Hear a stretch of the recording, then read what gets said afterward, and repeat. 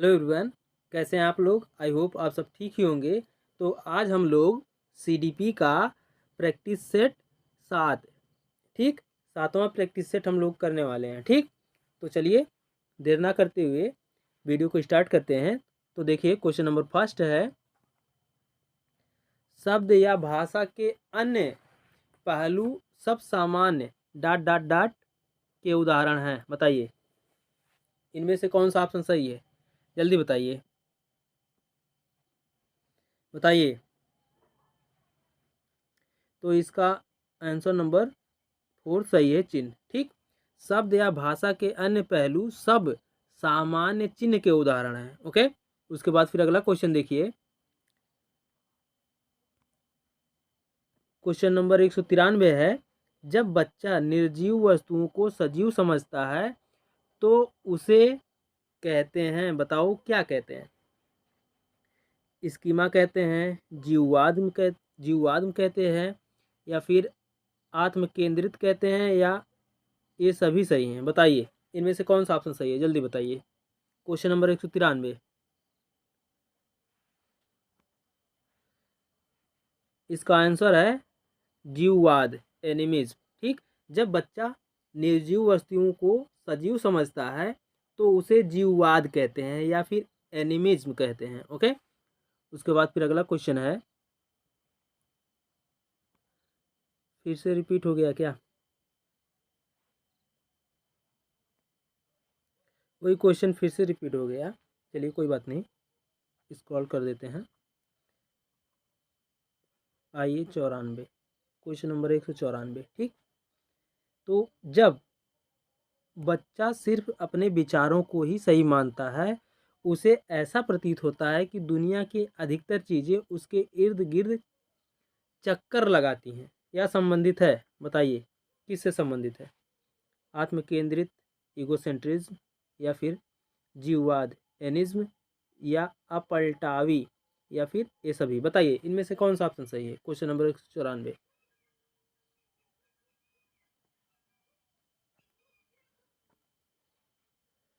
Answer number first सही है, आत्म केंद्रित ईगोसेंट्रिज्म। जब बच्चा सिर्फ अपने विचारों को ही सही मानता है, उसे ऐसा प्रतीत होता है कि दुनिया की अधिकतर चीज़ें उसके इर्द गिर्द चक्कर लगाती हैं।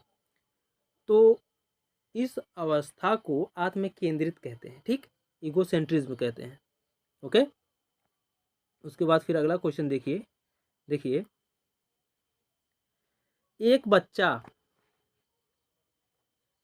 एक बच्चे को ऐसा प्रतीत होता है कि वह जब तेजी से दौड़ता है तो सूर्य भी तेजी से चलना प्रारंभ कर देता है। उसकी गुड़िया वही देखती है जो वह दिखाता है। यह किसका उदाहरण है, बताइए। क्वेश्चन नंबर 195, जल्दी बताइए।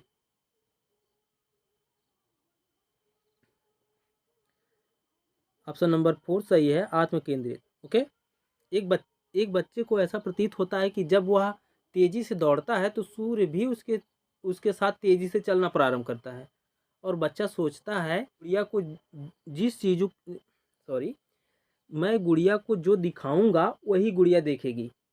ओके, यह जो है आत्म केंद्रित का उदाहरण है। ओके, उसके बाद फिर अगला क्वेश्चन देखिए।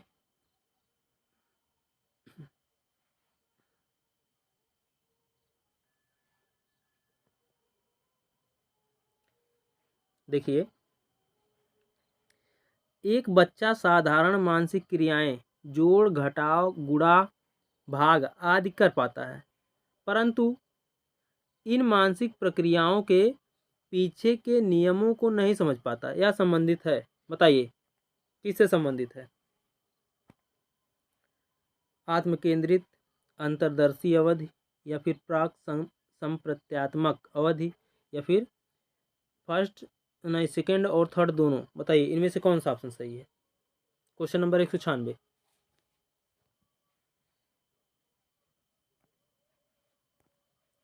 आंसर नंबर सेकेंड सही है, अंतर्दर्शी अवधि। ओके, एक बच्चा साधारण मानसिक क्रियाएं जो जोड़ गुणा घटाव भाग आदि कर पाता है, परंतु इन मानसिक क्रियाओं के पीछे नियमों को नहीं समझ पाता या संबंधित है अंतर्दर्शी अवध से। ओके, उसके बाद फिर अगला क्वेश्चन है question number 197।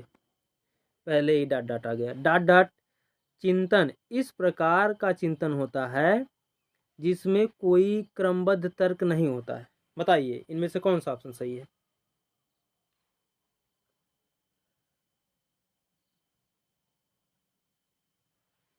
Option number first सही है, अंतर्दर्शी। ओके, अंतर्दर्शी चिंतन इस प्रकार का चिंतन होता है जिसमें कोई क्रमबद्ध तर्क नहीं होता है। ओके, उसके बाद फिर अगला क्वेश्चन देखिए। अगला क्वेश्चन है निम्न में से कितने वर्ष के बच्चों में पलटावी गुण नहीं होता है। 9 से 13 वर्ष, 8 से 10 वर्ष, 7 से 9 वर्ष, 4 से 7 वर्ष। बताइए इनमें से कौन सा ऑप्शन सही है। नहीं, निगेटिव है, निगेटिव का भाई निगेटिव होगा। ठीक, इनमें से कौन सा ऑप्शन गलत है। Question number 198।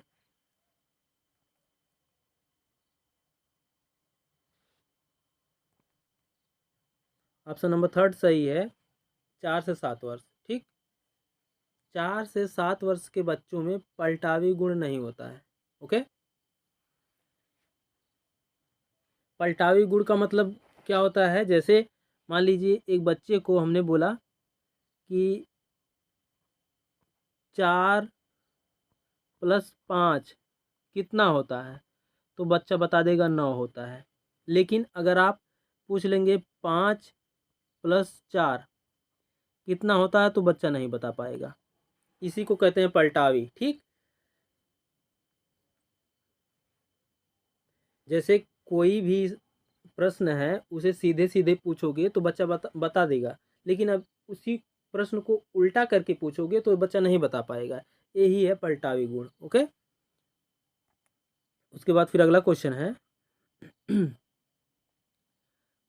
Question number 199। एक बच्चा वस्तुओं और संख्याओं को उलटना पलटना नहीं सीखता है। बच्चों में कौन सा गुण उपस्थित है। बच्चे में कौन सा गुण उपस्थित है, बताइए। अनुत्क्रमणी अनुत्क्रमणीय, अपलटावी, पलटावी, पलटावी है, पलटवी लिख उठा है, आप लोग समझ लीजिएगा। और चौथा है पहला दूसरा दोनों। बताइए इनमें से कौन सा ऑप्शन सही है। Question number 199।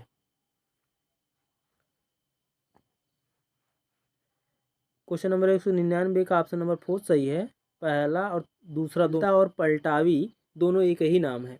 एग्जाम में क्वेश्चन किसी भी नाम से आ जाए, पूछ सकता है कि अनुत्क्रमणशीलता किसे कहते हैं, तो आप लोग कंफ्यूज हो जाओगे। अगर आप लोग अपलटावी गुण को जानते हैं, पलटावी गुण के स्थान पर अनुत्क्रमणशीलता के नाम से क्वेश्चन पूछ ले तो कंफ्यूज नहीं होना है। अपलटावी और अनुत्क्रमणशीलता दोनों एक ही नाम है। ठीक, इसको मत भूलिएगा। उसके बाद फिर अगला क्वेश्चन है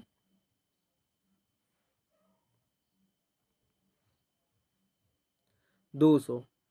देखिए एक बच्चा, देखिए वही हमने जो बताया वही क्वेश्चन आ गया। एक बच्चा 4 + 5 = 9 जोड़ लेता है, लेकिन 5 + 4 नहीं जोड़ पाता है। बच्चे के अंदर कौन सा गुण विद्यमान है, बताइए। पलटावी गुण, अपलटावी गुण, ठोस संक्रिया या फिर औपचारिक संक्रिया। बताइए इनमें से कौन सा ऑप्शन सही है, जल्दी बताइए। Question number 200।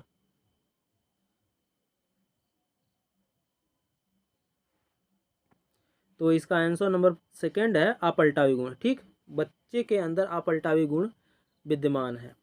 ओके, उसके बाद फिर अगला क्वेश्चन देखिए। देखिए अगला क्वेश्चन है बच्चों में अपलटावी जीववाद, संरक्षण, संबंध, वर्गीकरण, भार, मुद्रा, क्रमबद्धता आदि कॉन्सेप्ट का गुण आ जाता है। बताइए option number first, second, third, ये सभी। बताइए इनमें से कौन सा ऑप्शन सही है, जल्दी बताइए। तो इनमें से ऑप्शन नंबर फर्स्ट सही है। ठोस संख्या नहीं है, संक्रियात्मक है, ये वर्ड है। ठीक, ठोस संक्रिया। ठीक, इसको यहाँ पर रखना है। संख्या लिख उठा है, टाइपिंग में मिसप्रिंट हो गया है। कोई बात नहीं। ठोस संक्रियात्मक अवस्था, ठीक, concrete operational stage, concrete operational stage, okay. ठोस संक्रियात्मक अवस्था, ओके। संख्या लिख उठा है, ये थोड़ा सा मिसप्रिंट है, संक्रियात्मक रहेगा, ठीक, संख्या के स्थान पर संक्रिया रहेगा।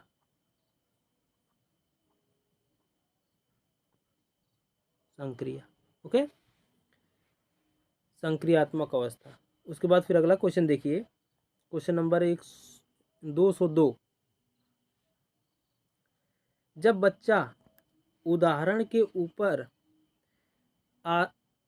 आधारित होकर तर्क करने लगता है तो उसे कहते हैं, बताइए।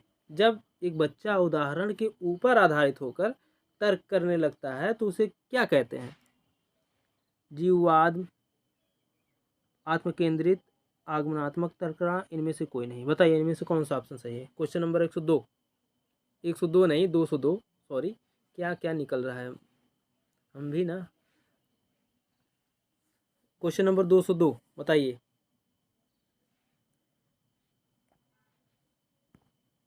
क्वेश्चन नंबर 202 का आगमनात्मक तर्कणा, ठीक, ऑप्शन नंबर 3 सही है। उसके बाद फिर अगला क्वेश्चन देखिए। जब बच्चा नियमों के ऊपर तर्क करने लगता है, यहाँ तो उदाहरण के ऊपर था, यहाँ पर देखिए जब बच्चा नियमों के ऊपर तर्क करने लगता है तो बच्चा किस अवस्था में होता है? बताइए। क्वेश्चन नंबर 203,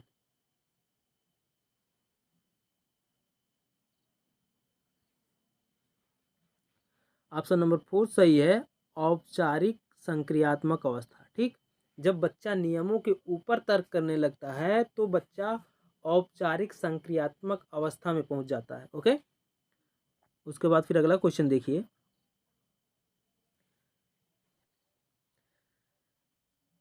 निम्न में से कौन सा कथन जीन पियाजे का है और उसकी आलोचना हुई है? बताइए कौन सी इनमें से कौन सा कथन है जो जीन पियाजे का है और उसकी आलोचना हुई है? बताइए।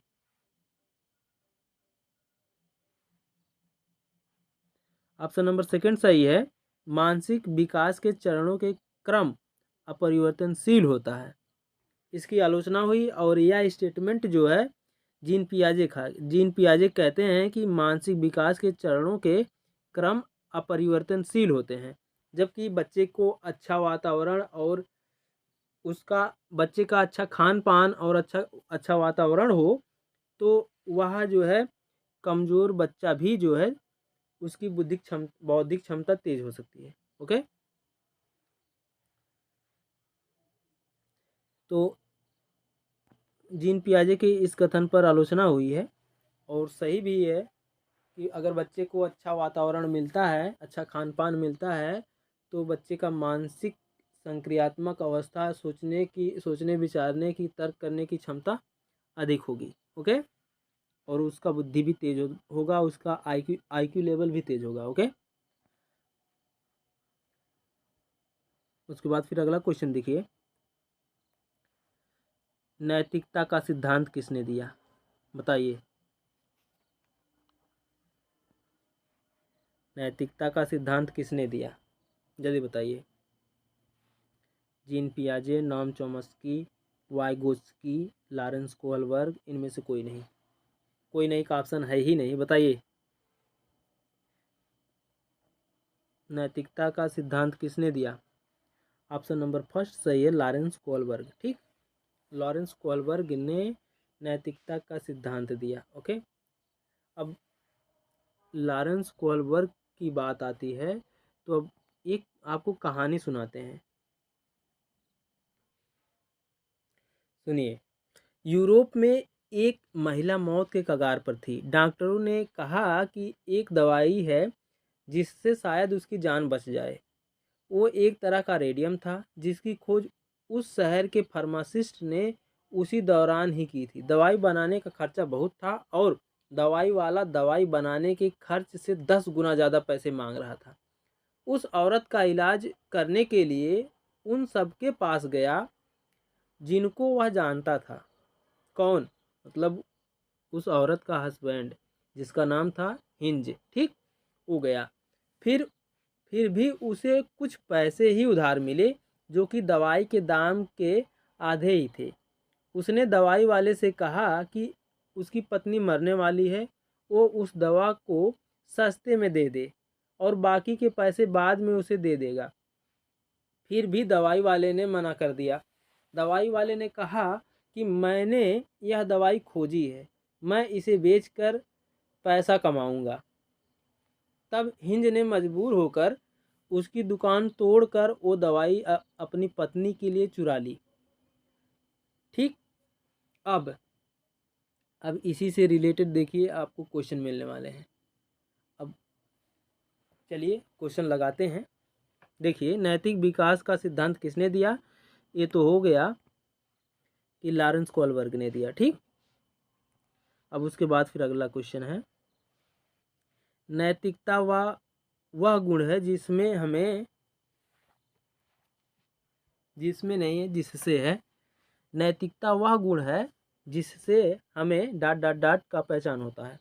बताइए, सही, गलत, सही और गलत जन। बताइए कौन सा ऑप्शन सही? Question number 160। 160 बोल रहे हैं, 107। ठीक, 107 भी नहीं, 106। जो भी क्वेश्चन है, क्वेश्चन नंबर है, क्वेश्चन नंबर 106 का कौन सा ऑप्शन सही है? जल्दी बताइए। ऑप्शन नंबर 3 सही है। सही और गलत। ओके।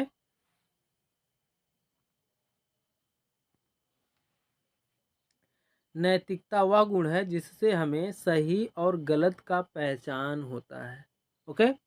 उसके बाद फिर अगला क्वेश्चन देखिए, जब बालक सही और गलत का निर्णय नहीं ले पाता है तो ऐसी स्थिति को कहते हैं, बताओ क्या कहते हैं? नैतिक तर्कड़ा, नैतिक दुविधा, नैतिकता, दूसरा तीसरा दोनों। बताइए इनमें से कौन सा ऑप्शन सही है?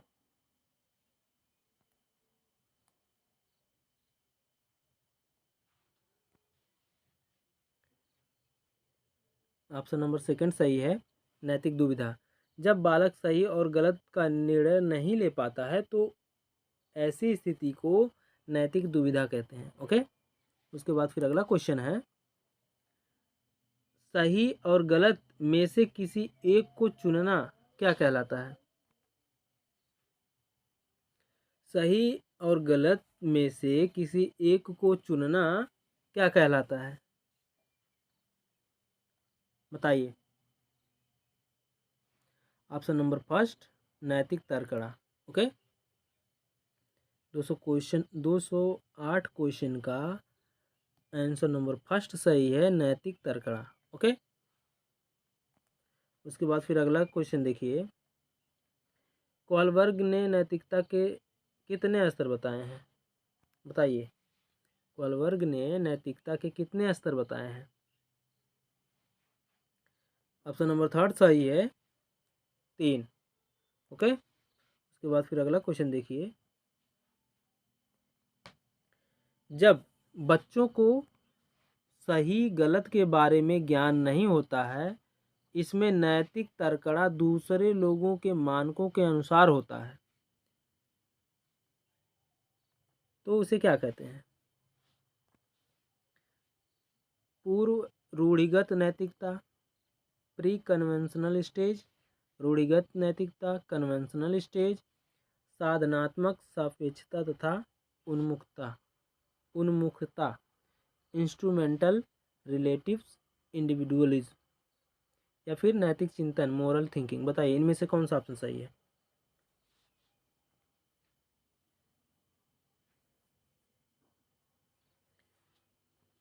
कुछ आंसर नंबर फर्स्ट सही है, पूर्व रूढ़िगत नैतिकता, प्री कन्वेंशनल स्टेज। ठीक। जब बच्चों को सही गलत के बारे में ज्ञान नहीं होता है, इसमें नैतिक तर्कणा दूसरे लोगों के मानकों के अनुसार होता है, तो उसे कहते हैं पूर्व रूढ़िगत नैतिकता या फिर प्री कन्वेंशनल स्टेज। ओके, उसके बाद फिर अगला क्वेश्चन देखिए, क्वेश्चन नंबर 211 है, एक मनुष्य जैसा व्यवहार दूसरे मनुष्य के साथ करेगा वैसा ही व्यवहार दूसरा मनुष्य भी पहले मनुष्य के साथ करेगा। इससे संबंधित अवस्था है, बताइए कौन सी अवस्था है? साधनात्मक सापेक्षता तथा उन्मुखता, या फिर व्यक्ति केंद्रित, या फिर स्वहित से प्रेरित, या फिर जैसे को तैसा, या फिर ये सभी। बताइए इनमें से कौन सा ऑप्शन सही है? क्वेश्चन नंबर 211, क्वेश्चन नंबर 211 का ऑप्शन नंबर 4 सही है, ये सभी। ठीक, साधनात्मक सापेक्षता तथा उन्मुखता, व्यक्ति केंद्रित, स्वहित से प्रेरित, या जैसे को तैसा। ठीक, ये सब जो है ये सब बहुत ही इम्पोर्टेंट है, इनको आप याद करके रखना है, क्योंकि एग्ज़ाम में क्वेश्चन किसी भी नाम से पूछ सकता है, जैसे कि तैसा, जैसे को तैसा, या फिर स्वहित से प्रेरित, किसी भी नाम से। तो आपको नाम को लेकर कन्फ्यूजन नहीं होना है। ठीक, देखिए, एक मनुष्य जैसा व्यवहार दूसरे मनुष्य के साथ करेगा वैसा ही व्यवहार दूसरा मनुष्य भी पहले मनुष्य के साथ करेगा। इससे संबंधित अवस्था है, कौन सी अवस्था? व्यक्ति केंद्रित अवस्था, स्वहित से प्रेरित अवस्था, जैसे को तैसे की अवस्था, साधनात्मक सापेक्षता तथा उन्मुखता की अवस्था। ये सब एक ही नाम है। ठीक, ये नाम याद रखिएगा। उसके बाद फिर अगला क्वेश्चन है, देखिए आ गया हिंज से ना रिलेटेड। हिंज अगर चोरी करेगा तो उसे पुलिस पकड़ लेगी, और नहीं करेगा तो उसकी बीवी मर जाएगी। यह किसका उदाहरण है? बताइए, नैतिक दुविधा का, या फिर नैतिक तर्कड़ा का, दंड एवं आज्ञा पालन का, इनमें से कोई नहीं। बताइए इनमें से कोई नहीं, बताइए इनमें से कौन सा ऑप्शन सही है? क्वेश्चन नंबर 212, क्वेश्चन नंबर 212 का आंसर नंबर फर्स्ट सही है, नैतिक दुविधा। हिंज जो है नैतिक दुविधा में फंस गया था कि वह चोरी नहीं करेगा तो उसकी बीवी मर जाएगी, और चोरी करेगा तो उसे पुलिस पकड़ लेगी। तो ऐसी अवस्था को नैतिक दुविधा कहते हैं। ठीक, उसके बाद फिर अगला क्वेश्चन देखिए, देखिए अगला क्वेश्चन है, तुम मेरी पीठ खुजाओ और मैं तुम्हारी पीठ खुजाऊंगा, किसका उदाहरण है? ऑप्शन नंबर फर्स्ट सही है, स्वहित से प्रेरित। ठीक, या फिर दूसरा उदाहरण ले सकते हो कि एक बच्चे ने दूसरे बच्चे की पेन तोड़ दी, तो दूसरे बच्चे ने भी पहले बच्चे की पेन तोड़ दी। ओके, यह होता है स्वहित से प्रेरित। ओके, उसके बाद फिर अगला क्वेश्चन देखिए, अगला क्वेश्चन है, एक बच्चे का व्यवहार उसके माता पिता या किसी बड़े व्यक्ति के द्वारा बनाए गए नियमों पर आधारित होता है। यह उदाहरण किसका है? बताइए, पूर्व रूढ़िगत नैतिकता का स्तर, रूढ़िगत नैतिकता का स्तर, सामाजिक अनुबंध, उन्मुखता, या फिर जो है उत्तर रूढ़िगत नैतिकता का स्तर। बताइए इनमें से कौन सा ऑप्शन सही है? क्वेश्चन नंबर 214, क्वेश्चन नंबर 214 का ऑप्शन नंबर थर्ड सही है, रूढ़िगत नैतिकता का स्तर। ओके, एक बच्चे का व्यवहार उसके माता पिता या किसी बड़े व्यक्ति के द्वारा बनाए गए नियमों पर आधारित होता है। यह उदाहरण रूढ़िगत नैतिकता का स्तर या फिर कन्वेंशनल स्टेज का उदाहरण है। ओके,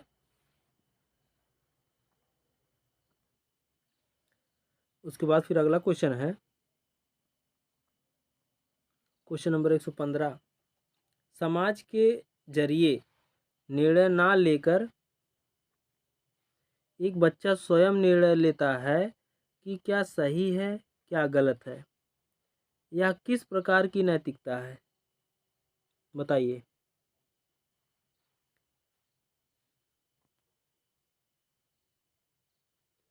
ऑप्शन नंबर सेकंड सही है, उत्तर रूढ़िगत नैतिकता, पोस्ट कन्वेंशनल स्टेज। ओके, उसके बाद फिर अगला क्वेश्चन है, एक किशोर बालक यह मानता है कि नियम सबके भले के लिए है। यदि किसी नियम से किसी का नुकसान या हानि होता है तो ऐसे नियम को तोड़ देना चाहिए। यह कथन संबंधित है, बताइए। क्वेश्चन नंबर 216, सामाजिक अनुबंध उन्मुखता, ठीक, ऑप्शन नंबर सेकंड सही है, सोशल कॉन्स्ट्रेस ओरिएंटेशन। ओके, एक किशोर बालक यह मानता है कि नियम सबके भले के लिए होता है। यदि किसी नियम से किसी का नुकसान या हानि होता है तो ऐसे नियम को तोड़ देना चाहिए। यह कथन जो है सामाजिक अनुबंध उन्मुखता या फिर सोशल कॉन्ट्रस्ट कॉन्ट्रस्ट ओरिएंटेशन से संबंधित है। ओके, उसके बाद फिर अगला क्वेश्चन देखिए, क्वेश्चन नंबर 117, एक किशोर बालक दूसरे के विचारों से नहीं बल्कि अपने आप के मानकों यानी नियमों के अनुसार व्यवहार करता है। किशोर दूसरों के भलाई के लिए आत्म बलिदान करने के लिए तैयार हो जाता है। यह कौन सा सिद्धांत है, बताइए। 217, ऑप्शन नंबर थर्ड सही है, सार्वभौमिक नैतिक सिद्धांत। ठीक, एक किशोर बालक दूसरे के विचारों से नहीं बल्कि अपने आप के मानकों या नियमों के अनुसार व्यवहार करता है। किशोर दूसरों के भलाई के लिए आत्म बलिदान करने के लिए भी तैयार हो जाते हैं। यह सिद्धांत जो है सार्वभौमिक नैतिकता का सिद्धांत है। ठीक, सार्वभौमिक नैतिक सिद्धांत, जैसे एग्जाम्पल के लिए भगत सिंह को ले लीजिए। ठीक, भगत सिंह जो है वह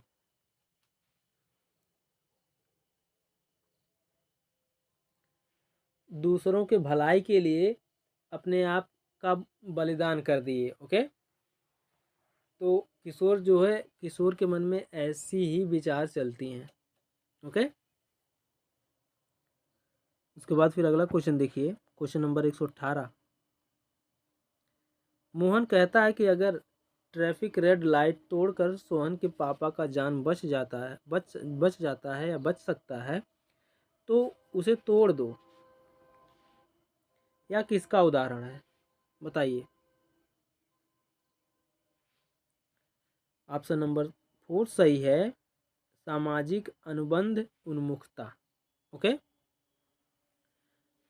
मोहन कहता है कि अगर ट्रैफिक रेड लाइट तोड़कर सोहन के पापा का जान बच सकता है तो उसे तोड़ दो। यह जो है सामाजिक अनुबंध उन्मुखता का उदाहरण है। ओके, उसके बाद फिर अगला क्वेश्चन देखिए, लास्ट क्वेश्चन है,